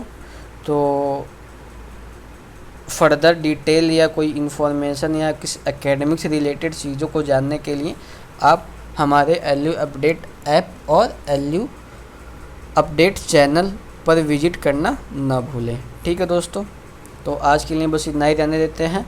सो thank you so much for watching me, have a nice day, take care of yourself. मिलते हैं अगले वीडियो लेक्चर में, then see you in the next video. ठीक है दोस्तों, thank you, bye bye. Hello दोस्तों, क्या हाल चाल? बढ़िया एकदम। सो उम्मीद करता हूँ आप लोग जहाँ भी होंगे स्वस्थ होंगे, बढ़िया होंगे और अपनी पढ़ाई अच्छे तरीके से कर रहे होंगे। सो दोस्तों आज जैसा कि आप लोग को पता है कि हम लोग बीए का जो 2021 में इंट्रेंस पेपर, जब इंट्रेंस एग्ज़ाम हुआ था तो जो पेपर आया था आपके 2021 के बीए एग्ज़ाम में, उसको हम लोग एनालिसिस कर रहे हैं। ठीक है दोस्तों। तो आज ये वीडियो लास्ट वीडियो होगा। टोटल 150 क्वेश्चन आए थे, जिसमें से हम लोगों ने 130 क्वेश्चन कर लिया है दोस्तों। इस वीडियो लेक्चर में 20 क्वेश्चन कर लेंगे तो टोटल 150 क्वेश्चन हो जाएंगे और आपका जो बीए 2019 में एंट्रेंस एग्ज़ाम में जो क्वेश्चन पूछे गए थे उसको आप लोग कवर कर लोगे। ठीक है दोस्तों।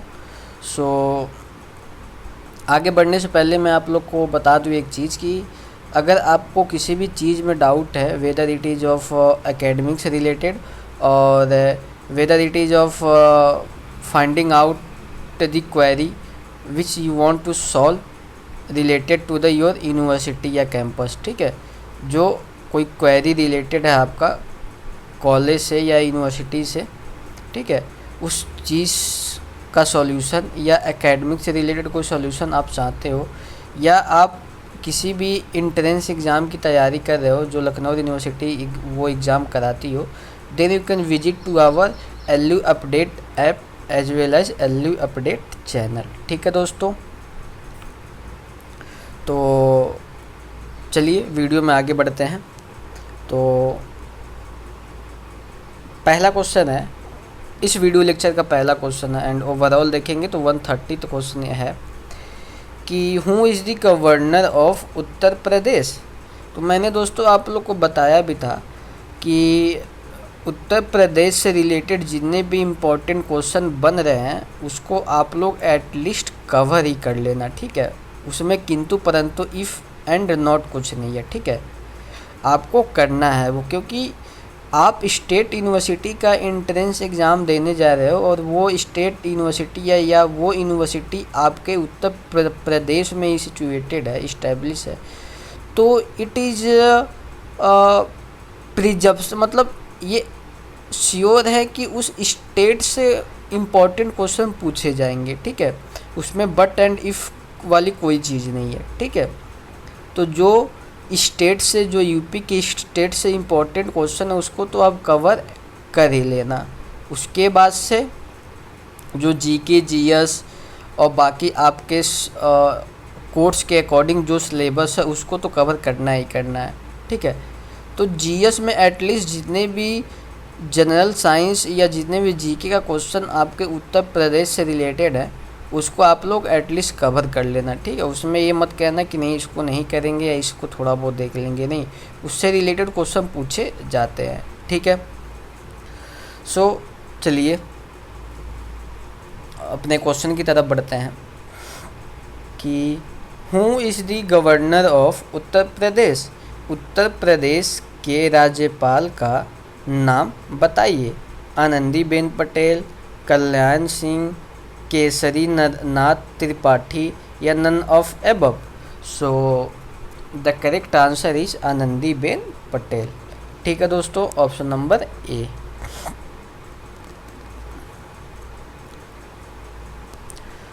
अगला क्वेश्चन है कि who is the chief election commissioner of India. Bharat के मुख्य निर्वाचन आयुक्त कौन हैं। अचल कुमार ज्योति, ओम प्रकाश रावत, श्री सुशील कुमार या none of above. So the correct answer is option number, इसमें जो करेक्ट आंसर इसमें आपका होगा राजीव कुमार, ठीक है दोस्तों। ये मैं जो क्वेश्चन पेपर एनालिसिस कर रहा हूँ ये 2021 का है, ठीक है, लेकिन जो अभी करंट में चीफ इलेक्शन कमिश्नर हैं वो हैं राजीव कुमार, तो आप लोग इनको ध्यान में रखिएगा, ठीक है दोस्तों। तो इसका जो करेक्ट आंसर होगा वो होगा नन ऑफ एबव, ठीक है। लेकिन जो करंट में कौन है, राजीव कुमार, ठीक है। अगला क्वेश्चन है कि how many rupees are basic salary of Indian president. Bharat के राष्ट्रपति का मुख्य वेतन कितना है। 5 लाख, 5.50 लाख, 4 लाख या none of above. So the correct answer is option number A, 5 lakh, ठीक है दोस्तों। अगला क्वेश्चन है दोस्तों कि when did quit India movement was started, Bharat छोड़ो आंदोलन कब प्रारंभ हुआ था? 10 अगस्त 1942, 8 अगस्त 1942, 8 अगस्त 1944 या 10 अगस्त 1943? सो द करेक्ट आंसर इज दोस्तों ऑप्शन नंबर बी, 8 अगस्त 1942। ठीक है दोस्तों, अगला क्वेश्चन है दोस्तों कि who was the first home minister of India, Bharat के प्रथम गृह मंत्री कौन थे? तो ऑप्शन देखते हैं दोस्तों, डॉक्टर राजेंद्र प्रसाद, आचार्य कृपलानी, पट्टभी सीतारमैया या option D Sardar Vallabhbhai Patel. तो जो इसका करेक्ट आंसर है दोस्तों वो है आपका option number D, Sardar Vallabhbhai Patel was the first home minister of India. दोस्तों अगला क्वेश्चन है दोस्तों कि what is the right to freedom, स्वतंत्र का अधिकार क्या है? कॉन्स्टिट्यूशनल राइट है दोस्तों, या फंडामेंटल राइट है, या लीगल राइट है, या सिटीजन राइट है? तो इसका जो करेक्ट आंसर है दोस्तों वो है बी, फंडामेंटल राइट है हमारा। कौन सा राइट? राइट टू फ्रीडम, स्वतंत्र का अधिकार। ठीक है, अगला क्वेश्चन है दोस्तों कि what is the feature of Indian constitution, भारतीय संविधान की प्रकृति क्या है? Federal, unitary, quasi federal, federal and unitary. ठीक है, सो इसका जो करेक्ट आंसर है दोस्तों वो है आपका option number C, quasi federal, मतलब अर्ध संघात्मक। ठीक है दोस्तों, यहाँ पे मैं एक चीज़ और बता दूँ कि जितने भी इम्पोर्टेंट क्वेश्चन आपको कॉन्स्टिट्यूशन से बन रहे हैं उसको भी आप लोग कवर कर लीजिएगा दोस्तों। ठीक है, कॉन्स्टिट्यूशन से। ठीक है दोस्तों, अगला क्वेश्चन है कि what are the former name of NITI Aayog, NITI Aayog का पूर्व नाम क्या था? National commission, decision commission, planning commission या none of these? So the correct answer is option number C, planning commission. ठीक है दोस्तों, what is right to information, सूचना का अधिकार क्या है? Civil right, general right, legal right या fundamental right? So the correct answer is option number D, मौलिक अधिकार है दोस्तों हमारा सूचना का अधिकार। ठीक है, अगला क्वेश्चन है दोस्तों कि prime minister is accountable to whom, प्रधानमंत्री किसके प्रति उत्तरदायी होते हैं? पार्लियामेंट, पीपल, प्रेसिडेंट या none of these? So the correct answer is option number A, संसद। ठीक है दोस्तों, संसद मतलब पार्लियामेंट ही। हु कॉन्स्टिट्यूट द कैबिनेट, मंत्रिमंडल का गठन कौन करता है दोस्तों? President, chief justice, prime minister या नन ऑफ दीज?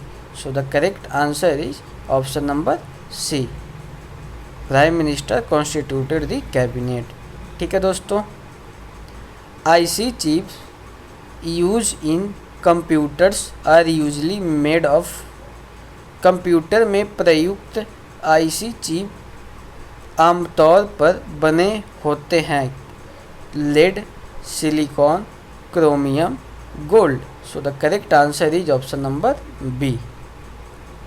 ठीक है दोस्तों, अगला क्वेश्चन है दोस्तों कि which of the following railway station has the world longest railway platform in India, निम्नलिखित में से किस रेलवे स्टेशन के पास भारत में दुनिया का सबसे बड़ा या लंबा रेलवे प्लेटफॉर्म है? Gorakhpur railway station, Kollam junction, Kharagpur, Bilaspur railway station या none of above? So the correct answer है दोस्तों गोरखपुर रेलवे स्टेशन। ठीक है दोस्तों, अगला क्वेश्चन है कि who amended which amendment of the constitution was offered full statehood to Arunachal Pradesh. संविधान के किस संशोधन में अरुणाचल प्रदेश को पूर्ण राज्य का दर्जा देने की पेशकश की गई थी? तो जो इसका ऑप्शन पहले देख लेते हैं, 55th अमेंडमेंट या 60th अमेंडमेंट या 42nd अमेंडमेंट या 65th amendment. So the correct answer is option number A, 55th amendment के द्वारा दोस्तों अरुणाचल प्रदेश को फुल स्टेट घोषित किया गया था या ऑफर्ड किया गया था। ठीक है दोस्तों,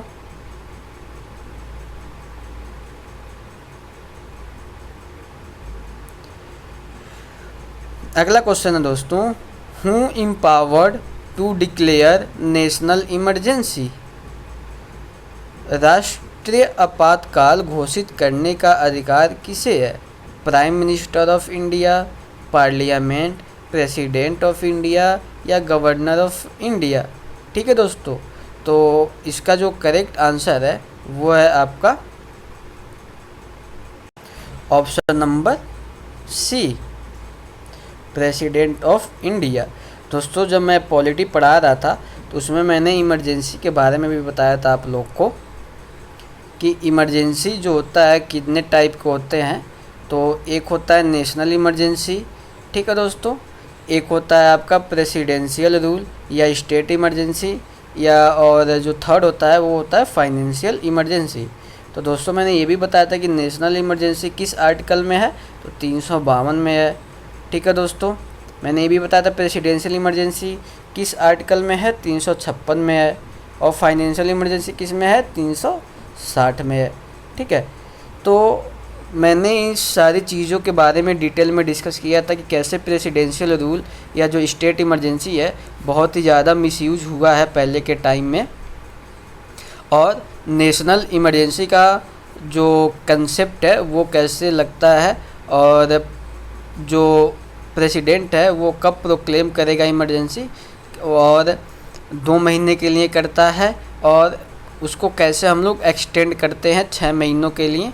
और हमने स्टेट इमरजेंसी में भी पढ़ा था कि स्टेट इमरजेंसी पहली बार जो होता है 1 साल के लिए एक्सटेंड हो सकता है, उसके बाद से 1 साल से ज़्यादा बढ़ाने के लिए दोस्तों उसके लिए 2 कंडीशन है फुलफ़िल करना पड़ता है। ठीक है दोस्तों, पहला कंडीशन ये है कि या तो पूरे कंट्री में या तो किसी पार्ट ऑफ कंट्री में नेशनल इमरजेंसी प्रोक्लेम्ड हो, या नहीं, और 2 कंडीशन फुलफ़िल होने चाहिए, या तो पूरे कंट्री या किसी पार्ट ऑफ कंट्री में नेशनल इमरजेंसी लगा हो, एंड इलेक्शन कमीशन ये बोल रहा है, कमिश्नर ये बोल रहा है कि इलेक्शन करवाना अभी पॉसिबल नहीं है, देन इन दैट केस जो प्रेसिडेंशियल रूल है वो 1 साल से ज़्यादा एक्सटेंड हो सकता है। ठीक है दोस्तों, तो ये सब चीज़ें जो है हमने डिस्कस किया था जब मैं इमरजेंसी का कंसेप्ट आप लोगों से डिस्कस कर रहा था। ठीक है दोस्तों, तो और मैंने बताया था फाइनेंशियल इमरजेंसी क्या होती है, और फाइनेंशियल इमरजेंसी आप लोग कमेंट सेक्शन में बताइएगा क्या अभी तक अपने इंडिया में फाइनेंशियल इमरजेंसी लगा है कि नहीं लगा है। ठीक है, तो आप लोग बताइएगा, इसका आंसर बहुत आसान है। ठीक है दोस्तों, अब इसका तो आंसर पता ही चल गया होगा। ठीक है, अगला क्वेश्चन है कि व्हाट डज विटामिन के डिफिशियंसी लेड टू? विटामिन के की कमी से क्या होता है? प्रॉब्लम इन डाइजेशन, पाचन में समस्या, प्रॉब्लम इन ब्लड कोएगुलेशन, रक्त जमावट में समस्या, problem in calcium metabolism, calcium उपापचय में समस्या, या ऑल ऑफ 3। सो जो इसका करेक्ट आंसर है दोस्तों वो है option number B, problem in blood coagulation. ठीक है दोस्तों, अगला क्वेश्चन है दोस्तों कि dead sea is located between 2 countries. मृत सागर किन 2 देशों के बीच स्थित है? Jordan and Sudan, UAE and Egypt, Jordan and Israel, या Turkey and UAE. So the correct answer है दोस्तों option number C, Jordan and Israel. अगला क्वेश्चन है दोस्तों कि which is the biggest island in the world, विश्व का सबसे बड़ा द्वीप कौन सा है। ठीक है दोस्तों, ऑप्शन देखते हैं, बोर्निवो, फिनलैंड, सुमात्रा या Greenland. So the correct answer है दोस्तों वो आपका ऑप्शन नंबर डी, ग्रीनलैंड। अगला क्वेश्चन है दोस्तों, who wrote the famous book we are the people, प्रसिद्ध पुस्तक वी द पीपल किसने लिखी है। टी.एन. कौल, खुशवंत सिंह, J.R.D. टाटा या Nani Palkhivala. So the correct answer है दोस्तों उसका ये ऑप्शन नंबर सी, J.R.D. Tata.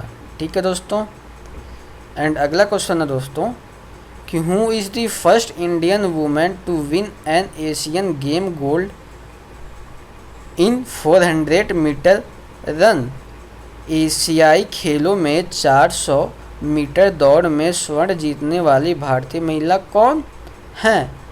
ML वैश्मा, PT Usha, Kamaljeet Sandhu या के मलेश्वरवर्णी। ठीक है, so the correct answer is option number C, Kamaljit Sandhu. अगला क्वेश्चन है दोस्तों कि the Nongkhyllem wildlife sanctuary is located in. Nongkhyllem वन जीव अभयारण्य कहाँ स्थित है। Nagaland, Assam, Meghalaya, Tripura. So the correct answer is question number C, option number C. ठीक है दोस्तों, मेघालय। ठीक है, जो आपका ये नोंगखियाम वाइल्ड लाइफ सेंचुरी जो है वो मेघालय में स्थित है या सिचुएटेड है। ठीक है दोस्तों, सो आई होप कि ये जो 2021 का आपका BA का जो इंट्रेंस एग्ज़ाम में क्वेश्चन पूछे गए थे उसका जो मैं एनालिसिस किया हूँ वो आपको पसंद आया होगा। ठीक है, और अगर आपको किसी भी क्वेश्चन में डाउट लगे तो without hesitation you can ask me in the comment section of YouTube and I will definitely try my best to answer all the query. और मैं कोशिश करूँगा कि उस क्वेश्चन का मैं, अगर आपको किसी भी क्वेश्चन में डाउट है तो आप बताना, मैं उस क्वेश्चन का डिटेल एनालिसिस करके अलग वीडियो लेक्चर में डिस्कस कर लूँगा आप लोग के साथ में। सो आज के लिए बस इतना ही, थैंक यू सो मच। और आपका क्या है ये BA प्रवेश परीक्षा 2021 का जो पेपर एनालिसिस हमने किया वो कंप्लीट हो गया। ठीक है, और ऐसा ही पेपर आप लोग का भी आता है एंट्रेंस में, तो आप लोग देख सकते हो। मैं ये जो है इसको पिन कर दूंगा यूट्यूब चैनल पे और या तो टेलीग्राम चैनल पे, आप लोग जाके वहाँ से इसको डाउनलोड कर सकते हैं या ले सकते हैं। ठीक है दोस्तों, सो आज के लिए बस इतना ही। और अगर ऐसे ही वीडियो अगर आपको और चाहिए अगर किसी भी, तो आप लोग हमारे LU अपडेट ऐप पर और यूट्यूब चैनल पर रेगुलरली विजिट करते रहें। वहाँ पे हम लोग डे टू डे वीडियो लाते, एजुकेशनल वीडियो अपलोड कर रहे हैं वहाँ पे, which is beneficial for your entrance exam as well as the student who are going to give their semester exam. ठीक है, तो उनके लिए भी ये वीडियो लेक्चर फ्रूटफुल और यूजफुल होगा। ठीक है, so thank you so much for watching me, have a nice day, take care of your self. ठीक है, bye bye, take care of your self.